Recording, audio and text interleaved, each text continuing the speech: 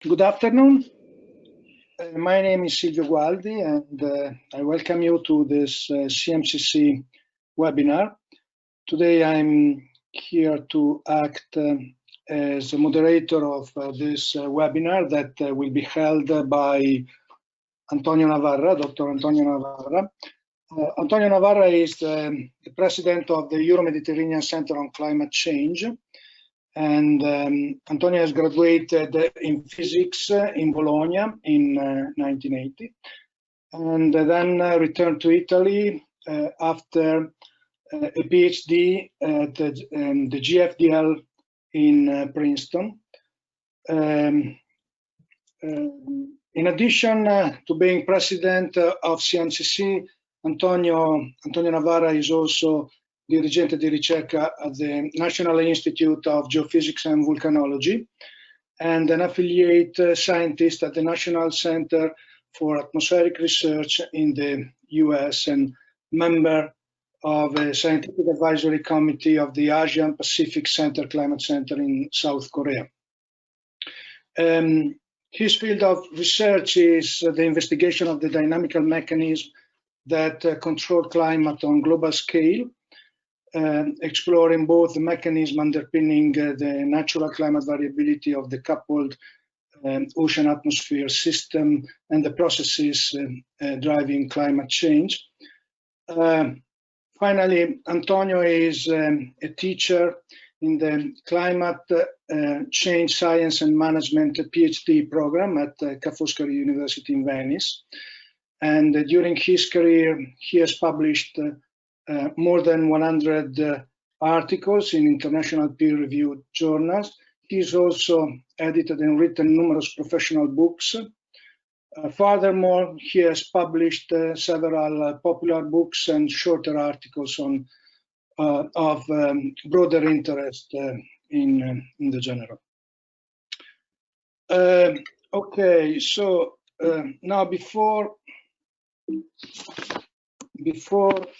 starting the webinar and leaving the floor to Antonio, I'd like to say a few words about CMCC. CMCC is a non-profit research organization established in 2005, and in 2015 it became a foundation.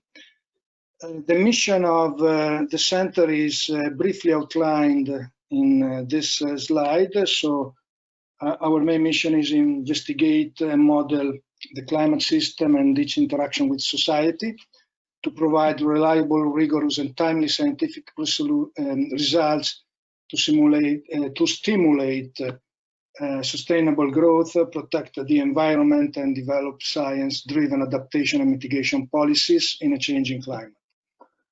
Furthermore, we want to develop foresights and quantitative analysis for our future planet and society. CMCC is organized in the form of a network which is distributed throughout the country. Here in this slide, you see the different premises of CMCC distributed across the Italian peninsula. And the research activity is distributed among 9 research divisions, which share different knowledge and skills in the field of climate science. So here you see the names of the different CMCC research divisions. And this slide very briefly summarizes the topics of that are the object of our research activities, and I don't list all of them for the sake of brevity. I just conclude this brief introduction to CMCC saying that CMCC has also an intense outreach activity, which includes, of course, scientific publications, but also educational programs, events of communication activities addressed to the public at large. And okay, so this is the final slide about CMCC. Now just a couple of things about the Q&A session. To participate to the question and answer session, you are invited to use the questions tab that you see on the right of the GoToWebinar control panel. And so you are supposed to write your question there, and then I will direct your question. I will address your question to Antonio Navarra. Finally, the webinar will be recorded and uploaded on the CMCC YouTube channel. So it will be also available via this platform. And the last thing, just the next webinar that is planned for June 18, and it will be a webinar held by the two speakers that you see here from the World Bank, and you all are invited to attend this webinar too. So I conclude here, and I leave the floor to Dr. Antonio Navarra. Wait a minute. Okay, thank you very much. I hope you can see my slides. I want to take you this afternoon through a little trip through what has been the meaning of what we've been doing in our field for a long time, and what I think is a new approach that may actually bring a little bit of fresh air in the way we are approaching the investigation of the atmosphere and the ocean. And it seems like I have to start a little bit far away, but it's necessary. But the journey starts with Richardson. It's about 100 years ago. Richardson introduced the discretized equation for the atmosphere, and in his famous book that's called Weather Forecast with Numerical Method, introduced an objective method of doing weather forecasting by solving numerically the equation of motion of the atmosphere. So he invented the discretized equation, and also invented also the idea of doing a time marching calculation, exploiting the fact that the equations are basically establishing a law for the time dependency of the field.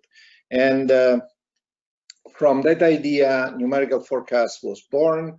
It was based on time marching differential equation that were designed with exquisite care. Enormous care was taken in the preparation of the initial condition. Sophisticated methods for preparing this initial condition were devised as they go today under data assimilation methods. So, and the skill, that is the capacity of the forecast to actually resemble really closely the real atmosphere, was a direct function of the accuracy of the initial condition, or at least everybody thought that the better initial condition would result in a better forecast. Then, of course, Lorentz discovered that the initial conditions are very, very sensitive. There are limits to this process. Therefore, there are limits to how much you can improve your forecast by simply working on the accuracy of the initial condition, that of course remains extremely important, but it was not an endless process. So there were limits of predictability that were known for a long time. And in some sense, deterministic forecast is an exceptional thing, is something that is not the rule. So people had to live with the fact that uncertainties were unavoidable, that for how much effort one would put into the preparation of the initial condition, the sensitivity of the initial condition themselves would result in variability in the forecast, and therefore in the creation of various different forecasts, even if for the same nominal initial condition. And of course, because people are very smart, they try to take advantage of that. And the idea was then to exploit the growth of perturbation from the initial condition to actually sample all the possibility for different weather forecasting, so that one would get an idea of the different possibilities. So rather than having, you know, a one-shot kind of forecast, you know, deterministic forecast, best effort, one would more modestly try to sample all around the nominal initial condition, and therefore trying to get an idea of what there were the possibility. Now, these operations that was mostly done in the 90s, and basically is now the bulk of the approach to numerical weather forecast in the operational services. It was then moved also into the climate realm, where basically everybody is using this approach of multi-sampling, let's put it this way, in order to get an estimate of what are the variability that are generated by this sensitivity, and also, of course, by the fact that we are not really sure. There are lots of unknowns in models formulation and differences, choices. So one would like to actually have a feeling of what is this sensitivity doing. But all these approaches, however, have changed the meaning of a forecast. Before the 90s, a forecast, a numerical forecast or a simulation was a single numerical experiment. So a deterministic forecast was done, best effort, people will try everything, and then there will be the forecast. In the last 20 years, the idea is that a forecast is really a bunch of different forecasts or simulations. And what you really, your information, your value is really into the analysis of this ensemble.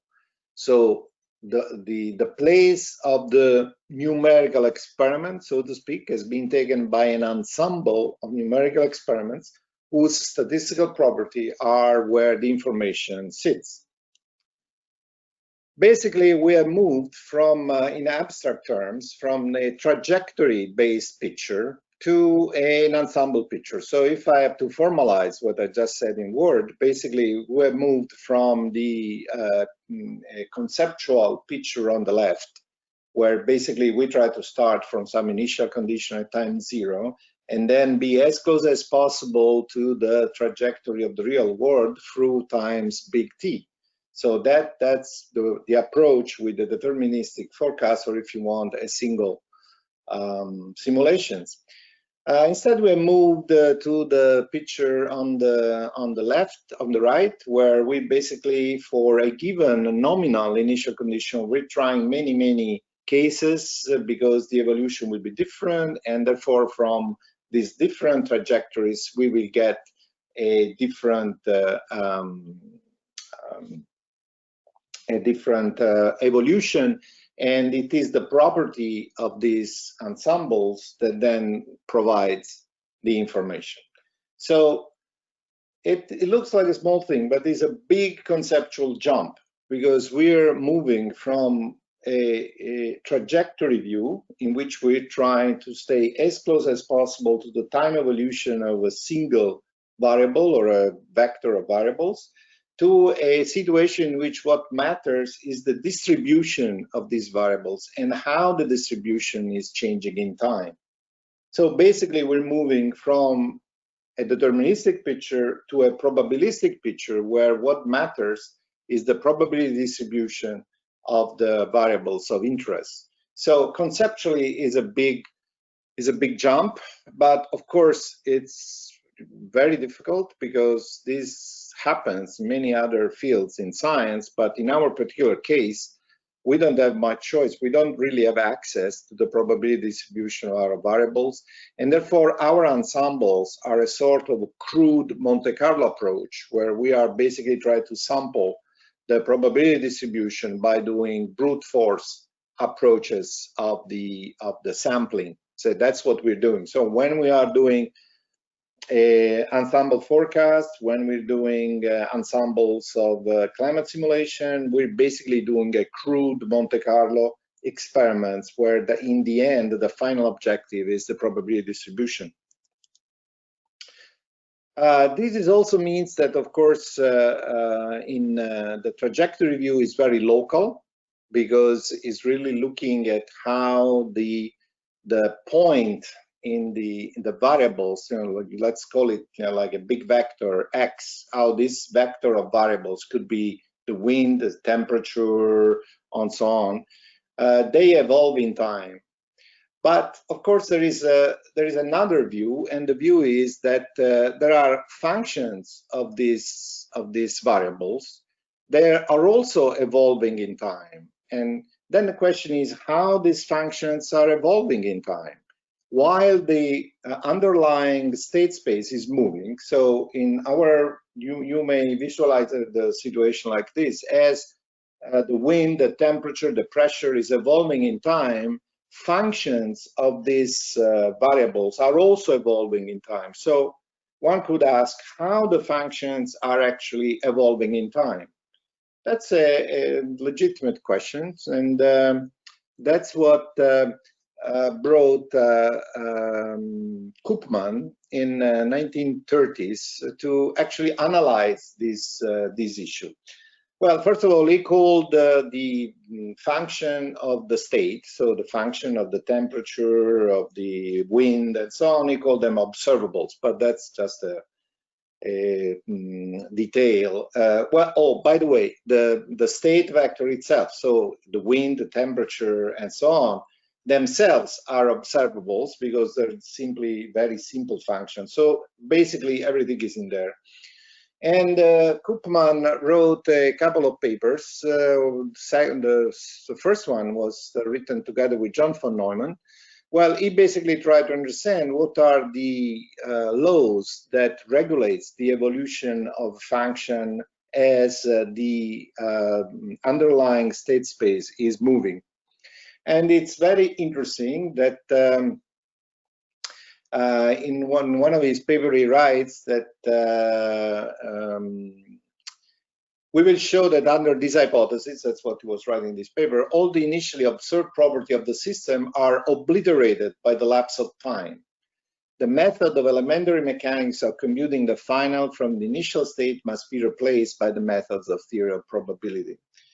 So he already knew that in 1930, probably if we would have listened to him, we wouldn't have waited until the 90s to use ensembles. But basically, it was already clear to him that when you have a system of this kind, with this kind of sensitivity and of initial condition, then you have to resort eventually to probabilistic method. And so he formalized the problem in trying to find the operator, that's U, T, that takes a function of the state space and brings it forward. So that UT operator is actually taking the value of a function of temperature or wind at a certain time and is moving to a forward time as the variables below are evolving. And in formal terms, that's a flow.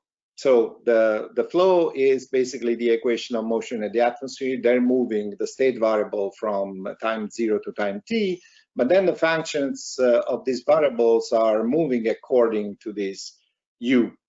Well, guess what? That's a Koopman operator. Yeah, so that was Koopman operator, but almost parallelly, there was a long line of study of people that was really looking at what instead is driving the evolution of bunches of trajectories altogether. So the bunches of trajectories can be characterized by their density. So basically, how many forecasts you can fit within a certain area of the phase space. Well, that's, of course, another definition of probability. And so that goes back to Liouville and was formalized by Ulam. Basically, he find out another operator that is basically pushing forward in time the density of trajectories. So that means how many trajectories you have in a certain place.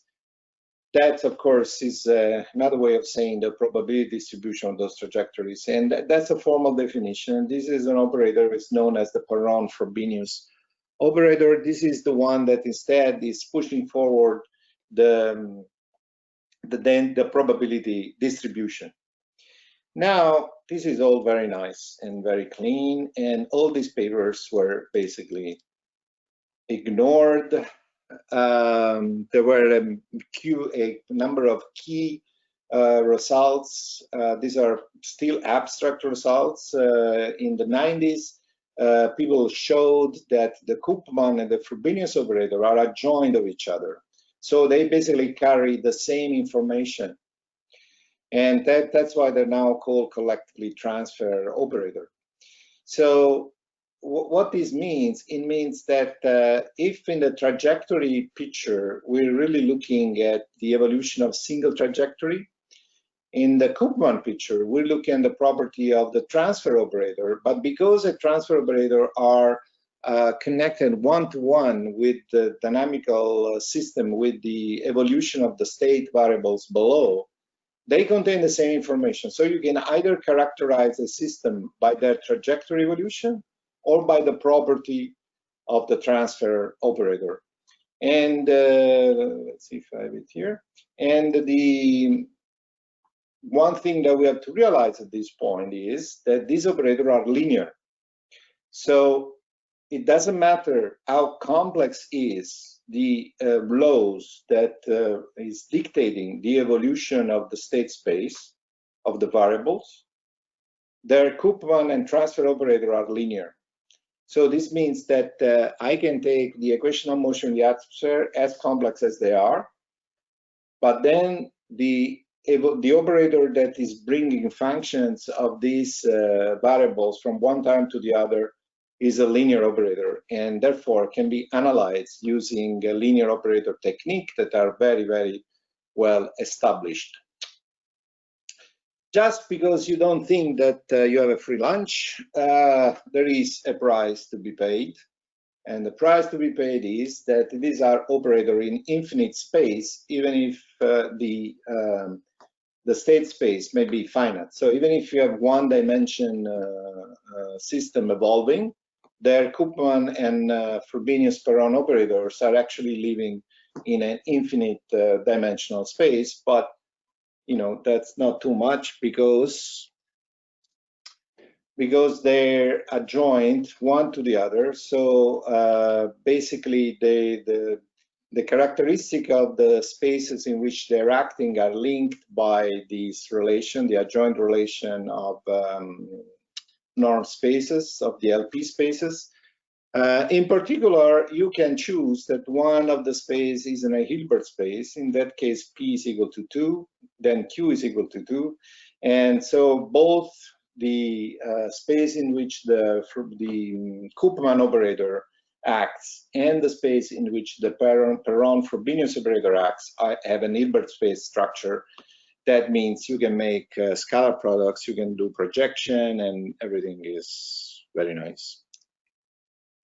Now, this was all very nice, wonderful, very abstract, a lot of very interesting mathematical results, a lot of effort in the theory of dynamical system, and there is a lot of work to try to characterize dynamical system by the spectrum of the Koopman operator. For instance, this is work that Mesic, and there is a great review by Giannakis last year that it's explained this very well.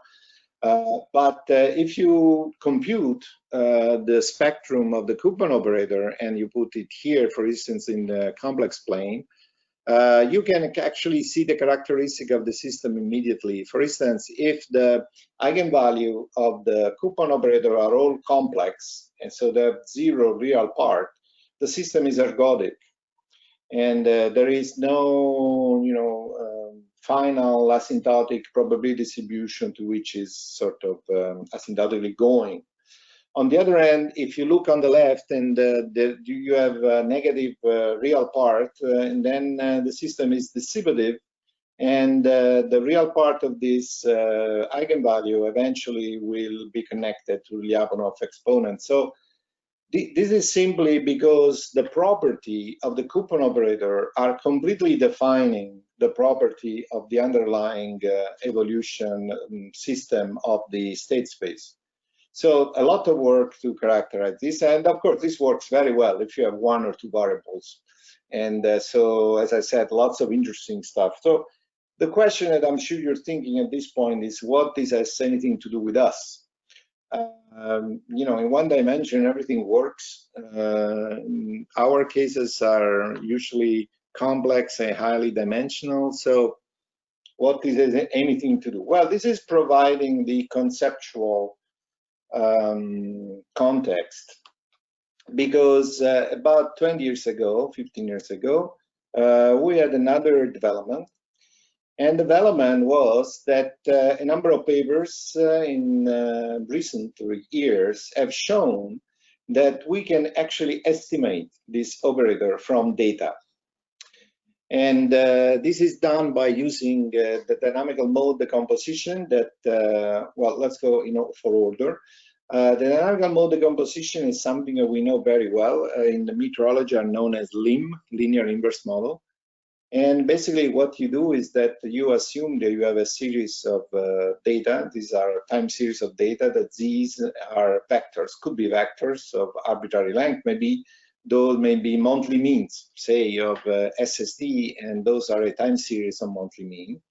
And so if you form matrices in this way that are slightly shifted, so the Z matrix is composed by column, whose the first column is month, say January, and then February, and so on. And then Y is basically the same data but shifted, so the first column is now February. You can actually show that you get an approximation of the Koopman and the Perron operators by forming these matrices from the data that I just showed you. And it's interesting because if you look at these G's, well, let's concentrate on GZZ. That's something that we know relatively well. You have to be a little bit careful. Time is running from 1 to m-1. So every column is a instantaneous snapshot, okay? So if you look at GZZ, because of the transpose, what you're really doing there is that every element of that matrix is the scalar product of one monthly means against another monthly means. Now, if instead of doing Z transpose Z, I would have written ZZ transpose, that would have been a covariance matrix. So this is a slightly different matrix. This matrix is known as the Gram matrix.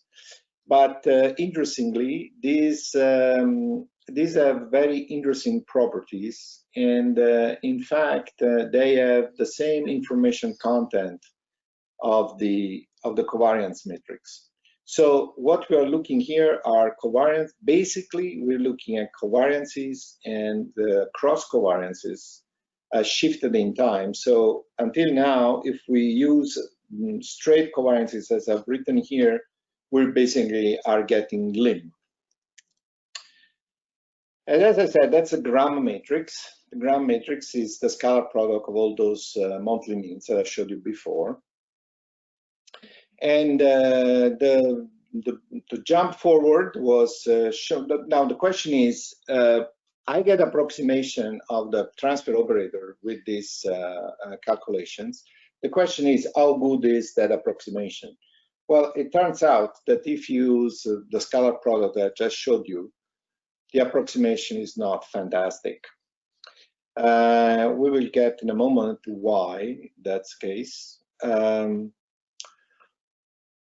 The step forward was when people realized that you can actually do much better than simply taking a scalar product. In fact, what is a scalar product? A scalar product is a measure of similarity.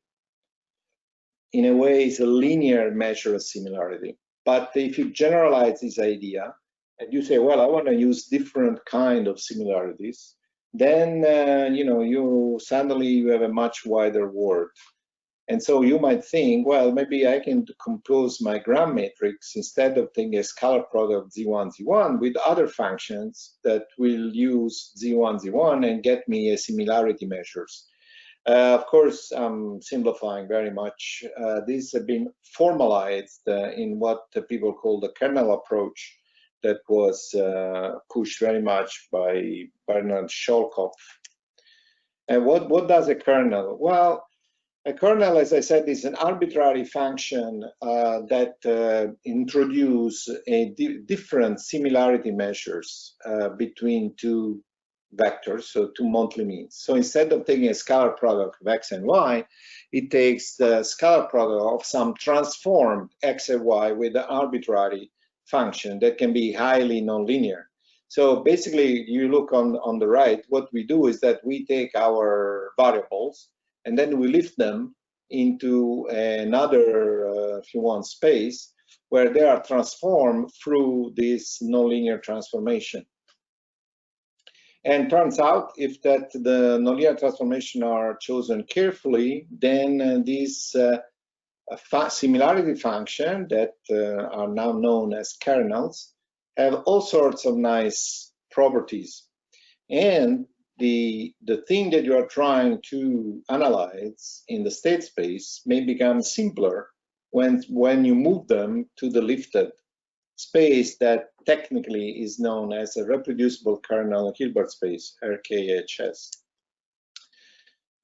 It's like that because every function in this Hilbert space can be evaluated using the kernel according to that formula up there. And then we can basically introduce what is known as the feature map. The feature map is basically the transformation of one of your state point with the ensemble of data that you have. So at this point, you're totally confused, but in reality, we have not really done anything much different than when we were using correlation. Okay, let's look at things in this way. What are we doing here? When assume that we, that GZZ is a correlation. What we are really saying is that a column, so the first monthly mean, say Z1, is really characterized by its correlation with the other data points. So we're creating a connection, or if you want, an alternative representation of that monthly means by saying that these monthly means can be characterized completely by its relations with the other data point. That's what we do when we compute a correlation matrix or a covariance matrix. Okay, we have done the same thing. We have created a new representation in which the new data point is really represented by its similarity with the other data point. So if you want, basically we have introduced a way of saying if I have a value of my variables x, that x is really characterized by how similar is that x with my data points, and that similarity is computed with the kernel. So it's not too strange, and of course the choice of this kernel is very important, and the linear kernel is what produces the correlation, but you can have polynomial kernels. If you use polynomial kernels, basically is powers of the scalar product, but you can use Gaussian kernels where you're taking a difference in that way, or you can have sigmoids and so on. The interesting thing, if you look at all this stuff, it all depends on the scalar products or differences. And that is, of course, an important thing. But thinking this way, basically, a linear kernel, we are basically using only linear function. If you go to polynomial kernels, we start using powers. In Gaussian kernels, we're using all powers, so basically it's an infinite space. In a polynomial kernel of order p, you're using power to the p up to the p-value. So some of these kernels generate very different things, and they've been classified in a way that they have different properties. Interestingly, the most relevant property that is called universality. Universality means that you can actually, nothing will escape the kernel. You will be able to represent everything. And you also have this characteristic kernel. That means that you are not just distorting the probability distribution when you apply the transformation. So if you look at it, the Gaussian kernel is the one that has, is not the only one, but the Gaussian kernel has a lot of this nice property. So as I said, this operator then can be approximated by data. And this, of course, it's a big difference, because all these abstract results now can actually be implemented. And the results are basically become eigenvalue problems, so those gram matrices, and then you can get the estimate of the eigenvalue, and well, you get the eigenvalues, and then you get the eigenfunction of both the Perron-Frobenius operator and the Koopman operator. So this is a complete spectral decomposition of the operator. And once you get this, then you can do several things. Well, for instance, you can use the Koopman eigenfunction to write linear predictor of the evolution of function of the state space or the state space itself. So this is basically a what LIM does. Linear inverse models basically realize linear predictors starting from the eigenvalue, eigenfunctions of the one log correlation covariance matrices. This is an expansion because we are basically getting a better estimate of those eigenfunction, and because we are using one thing to look at this is that when you use just linear correlation, so linear covariances or correlation, you're using only linear function to approximate the Koopman operator. If you use a nonlinear kernel, then you enlarge the class of function that you're using to approximate the operator. You get more precise approximation, and so these are basically better approximation than LIM, and you get better behavior. So this numerically, you can set up this problem, and that is completely doable because we are using scalar products. The interesting thing is it doesn't matter how long are the vectors. So you can have very long vector, but it's still doable. So this means that this can be applied to problems like we usually do.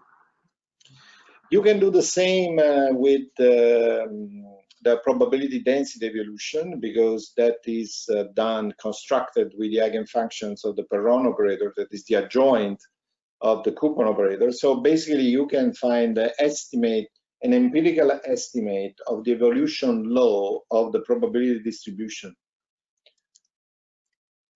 And once you have probabilities, then you can compute expectation values of anything numerically. And easily you can get, for instance, expectation value of the mean or the variance and so on. And basically this integral depends only on the kind of kernel that you have found. So let me show you a couple of applications. The first application is one-dimensional, is applied to the Niño tree numbers, values. This is a Niño tree series from NOAA. Anomalies from 1870 to yesterday, and what you see below is the kernel density estimation of the probability distribution of the Niño tree. So what we can do, well, we can apply our program and compute the the eigenvalue and the eigenfunctions of these two operators by using, in this case, a Gaussian kernel. So what you see on the right are the magnitude of the eigenvalues of the Koopman operator. This is the magnitude, so this is all less than 1, so that's indicating that there is a distributive system. The distribution of eigenvalue in a complex plane is below, and if you look at the eigenfunctions, in this case we can do a plotting of the eigenfunctions because we only have one-dimensional problem, so we can plot the eigenfunctions of the Perron and the Koopman operator explicitly. We cannot, of course, we cannot really do that beyond 1 or 2 dimensions, but basically they have this behavior that is in a way typical of random process of the of a simple random process. But what we can do is that we can compute the evolution of the probability distribution using the estimated law that starts from the data. So what we see here are different cases where I don't have a pointer, but basically we start with an arbitrary initial condition in one point. For instance, at the top left, we're starting with the probability distribution at -2 degrees, and then we can evolve this probability distribution with the empirical law that we have deduced from the data. And then, of course, what we see here, that eventually this will go to the asymptotic probability distribution in different ways, in different speeds, and according, if you of the different values. And because we're using a nonlinear kernel, what is happening is that the evolution is not symmetrical. So if you start from at 2 degree or -2, you don't get the same evolution, and so we can basically guess what would be the so if you want, we have deduced the Fokker-Planck equation from this system from the data, and that's what these plots shows. So this is nice, but you know, it's a toy problem. So let's try something more interesting. Let's take the monthly mean anomaly SST from the reanalysis 1979 to 2018 in the tropical Pacific. So from 15 north, 15 south, you know, something like that, quarter degree. This is, I have about 30,000 points in here. So the vectors are 30,000 long. Just to make a little bit simpler things, I've made a preliminary EOF analysis, but this is irrelevant. It would have worked, actually it does work, if I don't do the EOF analysis and I operate on the 30,000 long vectors directly. And what we see here is the eigenvalue distribution of the Koopman operator. On the left is for a Gaussian kernel, and on the right is what I would have gotten with the linear. Okay, so these are the eigenvalue of the Koopman operator approximated only with linear functions.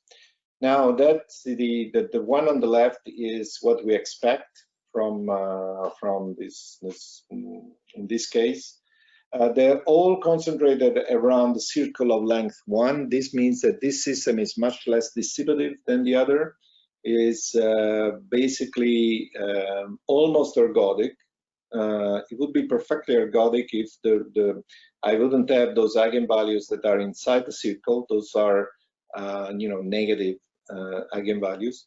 I mean, they make the thing converge.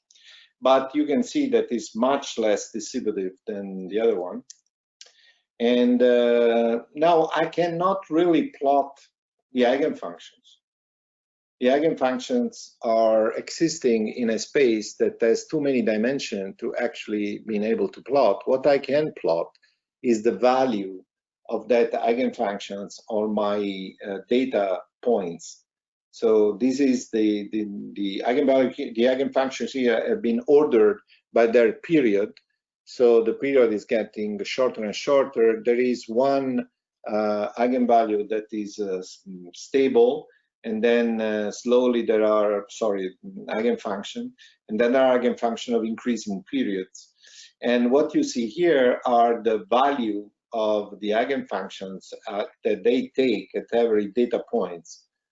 So that's the only thing I can do. But because of the property of the RKHS, I can use their property to actually use this function to compute their function for every other state. And then I can construct a predictor, use the eigenfunction of the Koopman operator. For instance, the one on the left, I'm cheating a bit here. What I'm trying to do is that I'm trying to predict the monthly mean temperature starting from one monthly mean temperature that, of course, is the same monthly mean that I've used to compute the Koopman operator. So I'm really putting myself in a very good situation. What you see on the left is the results that I get using 73 eigenfunctions. So basically, what you see here, these are all the January cases. So this is a forecast. All these are forecasts started in January, and then they're evolved using the Koopman eigenfunctions. And you can see that there are cases where the forecast using the Koopman is really good. And on the right is the same thing, but obtained with the polynomial kernel that is a linear kernel, and you can see that the scale is much less. I can do the same for September cases, and basically I can see the similar thing. The point here is that because I have the nonlinearity in the kernel is giving me much more room, so to speak, to get much richer behavior.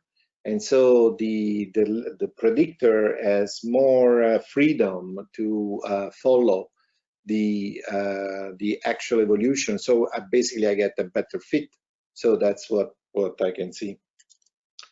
And then I can do another thing, as I said, because I get the probability distribution, I can actually compute expectation values, like for instance, the variance. So I can actually estimate, I can write a predictor for the variance starting at any initial condition.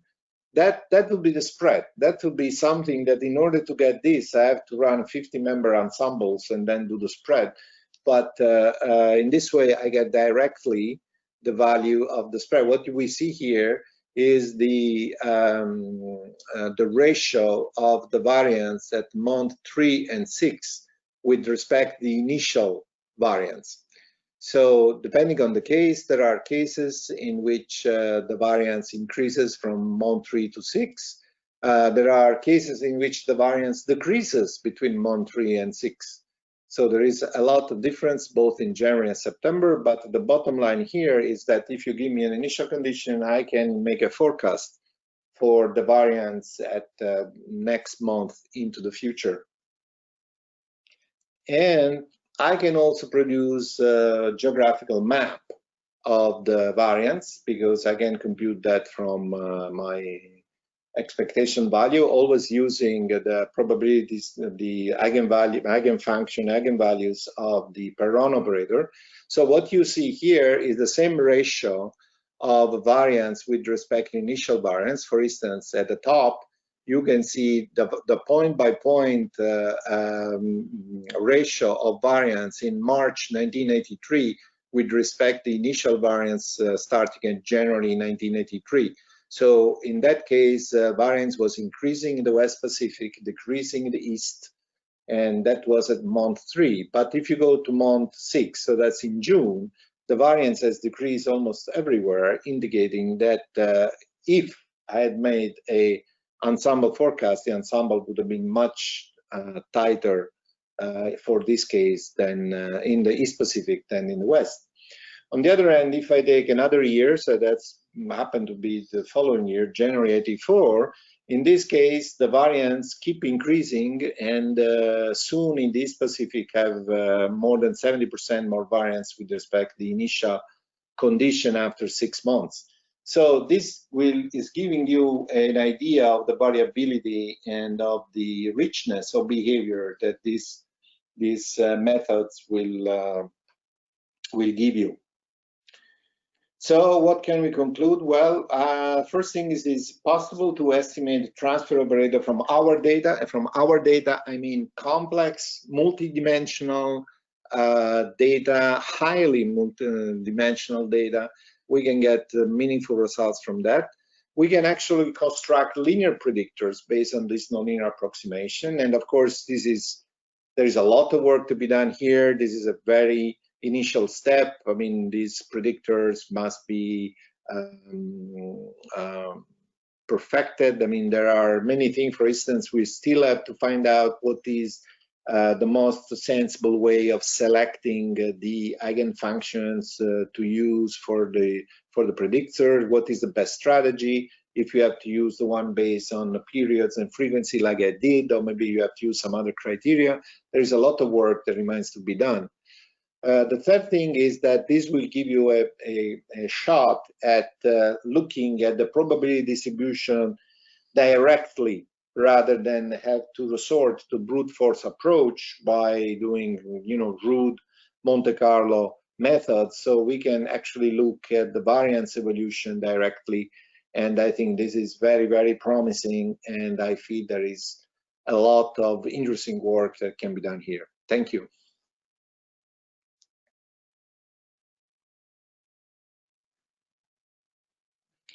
Okay, thank you very much, Antonio. And now let's start with the Q&As in this session. I have already a few questions. One is from Liang San. This is quite a long message. I try to read it very quickly. Dear Antonio, thanks so much for your wonderful talk. You may know that I've been dealing with the Frobenius-Perron operator all the time, so this talk is very helpful. My understanding is one key step is the numerical estimation of the transfer operators. Could you explain a little bit more on that? I missed your words at the moment due to the failure of the network. Oh, okay. The empirical estimation of the Koopman operator is based on results that were obtained mostly by Stefan Kloos and Williams in the last 2 or 3 years. But basically, they revolve around these eigenvalue problems. Oh, sorry, you cannot see the screen. I don't know. Can you show the screen? My screen? We can see the screen. Ah, you can see. Sorry. So these are the eigenvalue problems that are crucial. Okay. They only require the calculation of the gram matrices that can be done easily. So the gram matrices is well, there are 2 kinds.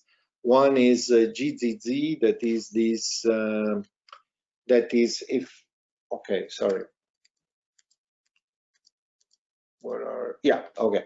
So the Z matrix is a typical data organization. So basically the columns are time snapshots.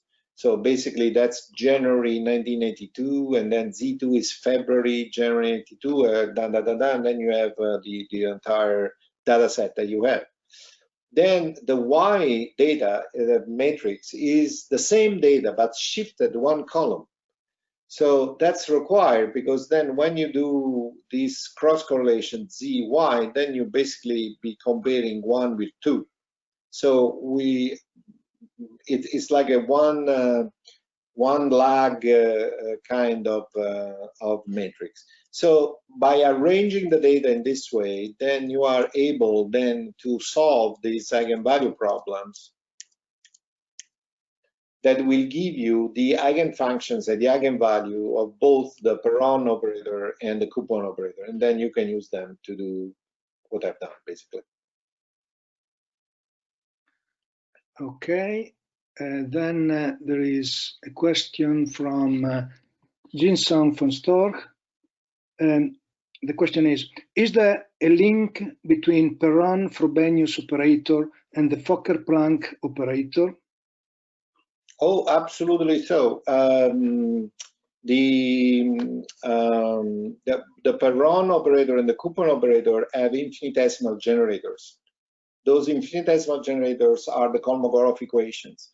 One is the forward Kolmogorov equation, the other one is the backward Kolmogorov equation, that's the Fokker-Planck equation. So yes, they are linked, and that's why I'm saying that basically what we are doing here is an empirical estimation of the Fokker-Planck equation. Okay, then there is a question from Manuel Santos Gutierrez. I think I can't really read the entire name.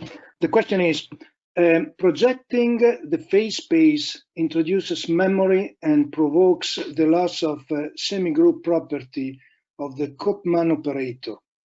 This makes the successive application of the Koopman operator impossible.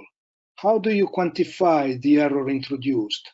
How do you think we should deal with this problem in numerical weather prediction or heavily projected phase spaces? Well, I'm not sure I understand the question. The problem with the projection is not in the memory loss, but in the error that you do in the projection. The error in the projection depends entirely on how good is your basic Hilbert space, how good is your RKHS. So that's really the only error. If we had a perfect projection, there would be no memory loss, and the Koopman operator would work. So I'm sorry, but I don't think that I understand very well. Okay.